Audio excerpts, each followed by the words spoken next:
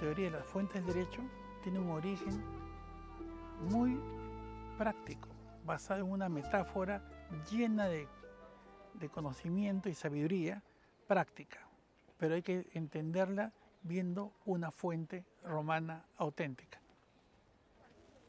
Esta fuente de agua era común en las ciudades romanas. En la misma Roma existían más de 2000 fuentes y hasta ahora están funcionando y permiten que las personas beban agua pura. La ciudad necesita de agua, igual como la justicia. ¿Qué querían decir entonces los juristas romanos cuando nos hablan de que las fuentes de derecho para poder acumular diversas instituciones que crean normas como la costumbre, la ley, la jurisprudencia, la doctrina y otras? ¿Qué querían decir con eso? Vamos desentrañando, conociendo a las fuentes de agua fresca y pura. Encontramos nuevamente una fuente de agua pura. De estas hay decenas. Con esto se daba salud al pueblo, tanto como la justicia. Por eso se toma la metáfora de la fuente del derecho, a semejanza de estas fuentes de agua que dan vida a la ciudad. No importa las casas, no importa las mansiones, los grandes caminos, los templos, los teatros. Sin agua, como sin justicia, no hay vida. Pero ¿qué más nos quisieron decir los juristas romanos? Ahora lo vamos a ver. Aquí, viendo las fuentes de agua romanas, he podido comprender el sentido de esta analogía. La fuente de derecho como la fuente de agua tienen que ser transparentes, no tienen que tener turbiedades, deben permitir ver su contenido. De esa manera satisfacerán la sed de justicia como la sed de líquido y elemento. Pero eso nos obliga a nosotros a una gran responsabilidad. Tenemos que cuidar las fuentes, tenemos que ver que no se enturbien, tenemos que ver que no existan grietas que permitan la entrada de elementos dañosos. Tenemos que evitar que las personas que quieran perjudicar a la ciudad destruyan o contaminen esos canales, esas fuentes. De esa manera queda ese mensaje también que nos permite, por ejemplo, aquí en esta fuente que los llaman los narizones, frente al Coliseo Romano, con confianza, tomen el agua, con confianza, usen la ley, no hay ningún problema, es justo.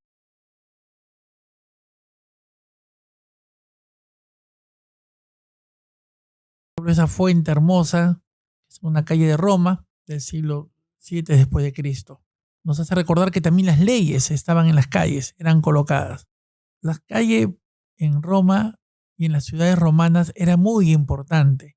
No era un lugar oscuro, temeroso, sino era un lugar donde las personas podían pasear, caminar, podían hablar, podían beber agua juntas y podían juntas leer las leyes, contratos, ordenanzas, senados consultos, autorizaciones, hipotecas, que se colocaban en las calles en placas de metal, de mármol u otros materiales. Por eso iremos al fabuloso Museo de la Escritura Romana que se encuentra en el Museo Arqueológico Nacional de Roma. Vamos a ingresar al Museo de la Comunicación Escrita que existe en el Museo Arqueológico Nacional de Roma.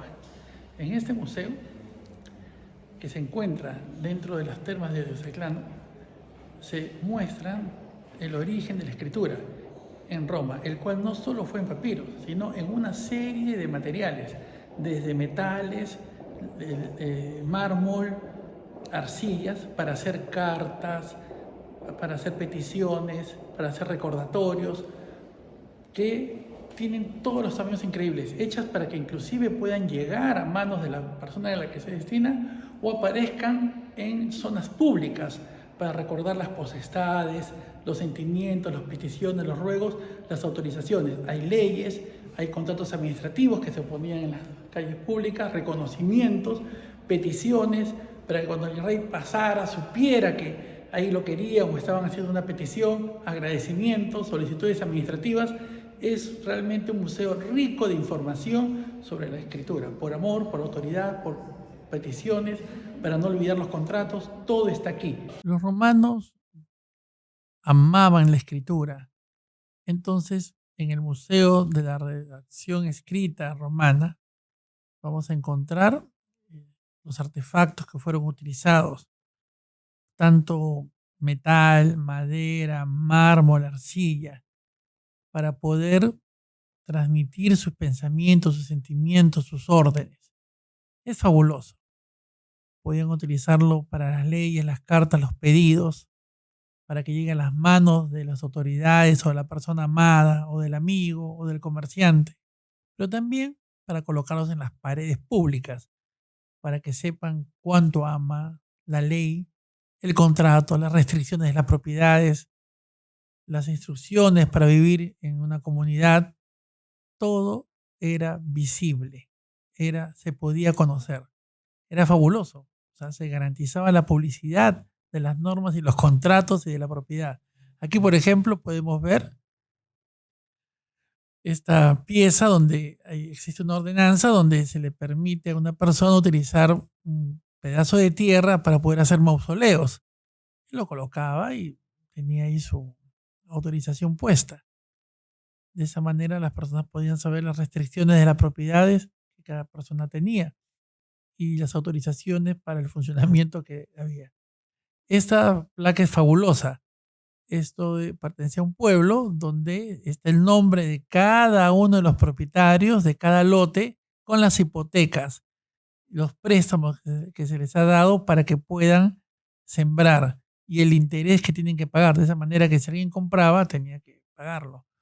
Aquí vemos en cambio ya del Museo Arqueológico Nacional de Madrid, me hizo recordar todo esto también, estas leyes que regulan a una colonia y están colocadas, se colocaban en las paredes también para que las personas puedan leerlas e instruirse, para que vivieran de la justicia esas leyes, llenas de sabiduría, llenas de equidad.